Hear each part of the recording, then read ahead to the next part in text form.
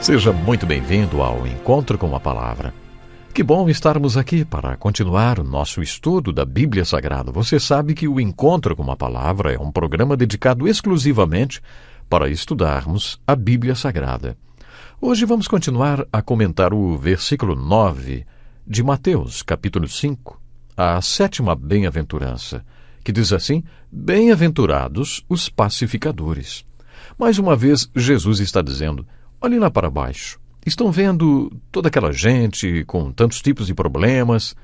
Outra razão para eles terem tantos problemas é porque não estão reconciliados com Deus. Eles estão alienados de Deus. Existe um divórcio entre eles e Deus. Eles jamais ouviram as boas novas que Deus já anulou o divórcio e basta que eles creiam. É claro que eles precisam ouvir a mensagem de reconciliação. Esta foi a mensagem anunciada antes que Jesus morresse na cruz. Estamos do lado de cá da cruz, portanto as boas novas são que Deus reconciliou consigo o mundo, incluindo você. Você já creu nas boas novas e já está em paz com Deus? Você já está reconciliado com Ele? Bem-aventurados os pacificadores. Isso significa bem-aventurados os ministros da reconciliação. Espero que você já tenha compreendido que o Evangelho de Jesus Cristo é uma boa nova e não uma notícia ruim. Tem gente que anuncia o Evangelho como se fosse uma notícia ruim. Você não sabe que vai queimar no inferno para sempre? Isso não é boa nova, isso é uma notícia ruim. E o Evangelho é boa nova para todos nós. O Evangelho é a mensagem reconciliadora, o milagre de reconciliação, o ministério de reconciliação. É a boa nova de que você não vai para o inferno, porque Jesus Cristo já foi e já voltou de lá no seu lugar. Todos os seus pecados passaram sobre ele e por isso não há mais nenhuma acusação contra você. Você não tem que ir para o inferno, porque pode ser reconciliado com Deus agora mesmo. Deus já se reconciliou com você há 2000 anos. Você crê que já foi reconciliado com ele? Estas são as boas novas. Lembro-me de uma história que ouvi sobre um capelão do exército. Capelão é o homem que viaja com o exército e quando os soldados demonstram interesse em aprender sobre coisas espirituais ou quando precisam de encorajamento, conversam com o capelão. Muito bem, durante uma batalha, um dos soldados não cristão foi ferido. Aquela era uma batalha muito difícil e tinha muita gente morrendo por todos os lados. Ainda sob fogo cruzado e ferido, ele disse que viu o capelão se arrastando de um soldado ferido para o outro. Estavam todos sob fogo cruzado, mas o capelão ia de soldado em soldado e dizia alguma coisa no ouvido de cada um. Esse soldado conta que se viu esperando que aquele capitão chegasse até ele, porque queria ouvir o que ele estava dizendo a todos aqueles homens. O capelão foi ferido com uma bala, mas mesmo assim continuou a se arrastar de soldado em soldado, falando alguma coisa. Quando faltava ainda uns 30 soldados para o capelão chegar até esse nosso soldado ferido, que não era cristão, o capitão foi atingido por uma outra bala e aí não se mexeu mais. Jamais descobri o que aquele capelão estava dizendo para aqueles homens, lamentou o soldado. Esse soldado me contou essa história e me perguntou: você sabe o que aquele capelão estava dizendo para aqueles homens durante a batalha? Puxa, esta é uma ótima oportunidade para um ministro da reconciliação. Sabe, eu pude compartilhar com aqueles soldados versículos de 2 Coríntios capítulo 5 sobre o milagre da reconciliação e a mensagem da reconciliação e o ministério da reconciliação.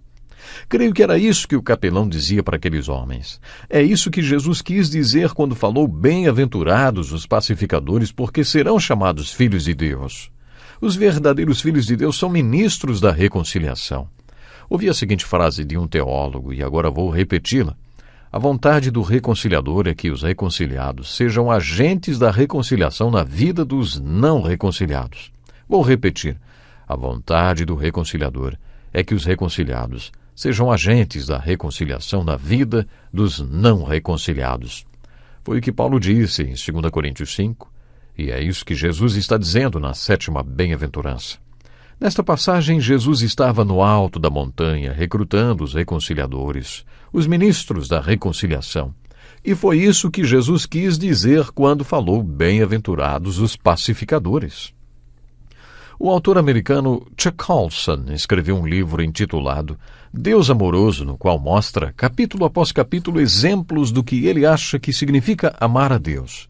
Um dos exemplos conta a história de um médico judeu na Rússia que, por razões políticas, foi preso em Gulag, na Sibéria. Enquanto estava preso, a fé daquele homem pareceu não ajudar muito, nem sua religião. Como médico, ele era forçado a fazer muitas coisas lá no Gulag que iam de encontro à consciência de qualquer médico. E para sobreviver e tornar sua vida na prisão mais fácil, ele se submetia àquilo, mas se odiava por isso. Ele começou a desenvolver um ódio muito grande por aqueles que estavam provocando aquela situação. Numa noite, ele ouviu um crente em Jesus Cristo no beliche de cima, fazendo a oração do Pai Nosso. E quando chegou na parte perdoa as nossas dívidas assim como nós perdoamos aos nossos devedores, aquele homem ficou surpreso porque jamais tinha ouvido um pedido parecido com aquele. Isso o fascinou, e ele e o crente puderam cochichar até a meia-noite. E ali no meio da noite, aquele crente do beliche de cima levou aquele homem a Cristo. Ele o levou a experimentar o milagre da reconciliação.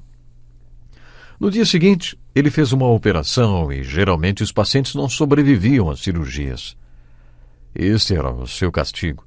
Ele era forçado a assinar autorizações para as torturas em prisioneiros que provavelmente não sobreviveriam ao sofrimento, mas ele assinava as autorizações dizendo o contrário. Como aquele médico experimentou o milagre da reconciliação, ele não podia mais fazer aquilo. Por isso, no dia seguinte, ele disse que não faria mais aquilo. Ele fez a cirurgia em um homem e quando o homem estava acordando da anestesia, o médico compartilhou com ele a mensagem da reconciliação. E aquele paciente também experimentou o milagre da reconciliação. Naquela noite, enquanto dormia, o médico foi espancado até a morte. Eles bateram na sua cabeça com um tipo de pá de pedreiro.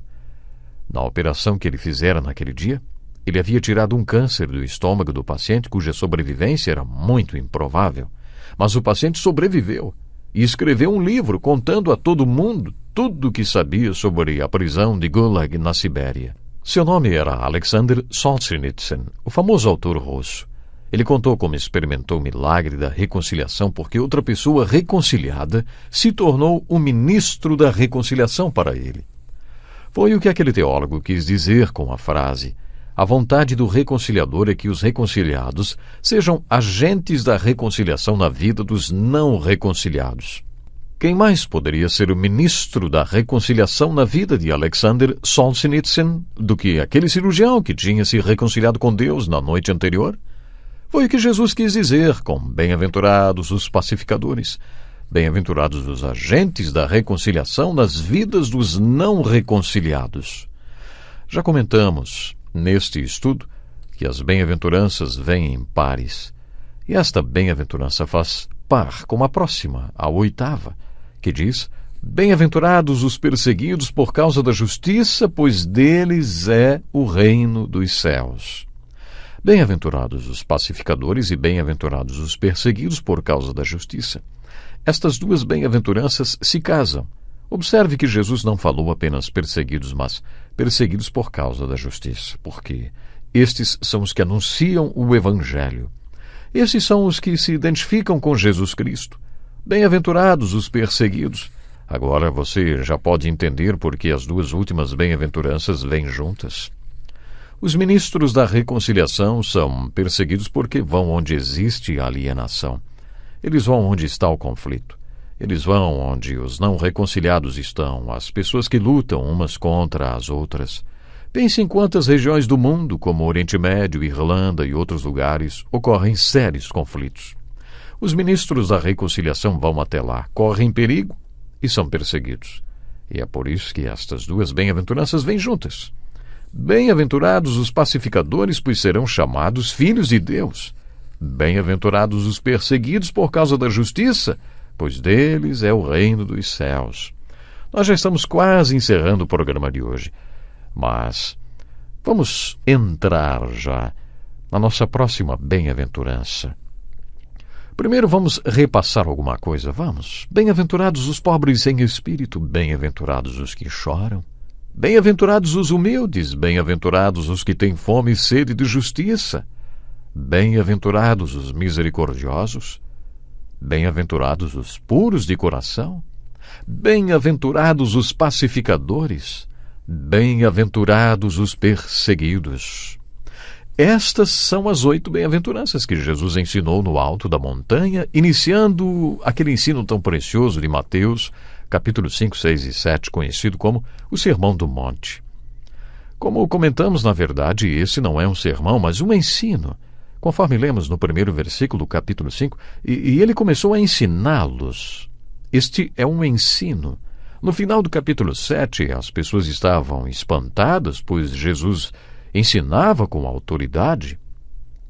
O ensino de Jesus tinha um propósito: recrutar aqueles que seriam a solução e a resposta para os problemas do mundo. As multidões que se juntaram junto ao mar da Galileia tinham todo tipo de problema inimaginável, e Jesus se retirou dali e convidou alguns da multidão, que talvez estivessem ministrando para as pessoas ali, para irem com ele ao topo da montanha. Este foi o contexto no qual este ensino foi dado. Este foi o cenário do sermão que chamamos de Sermão do Monte.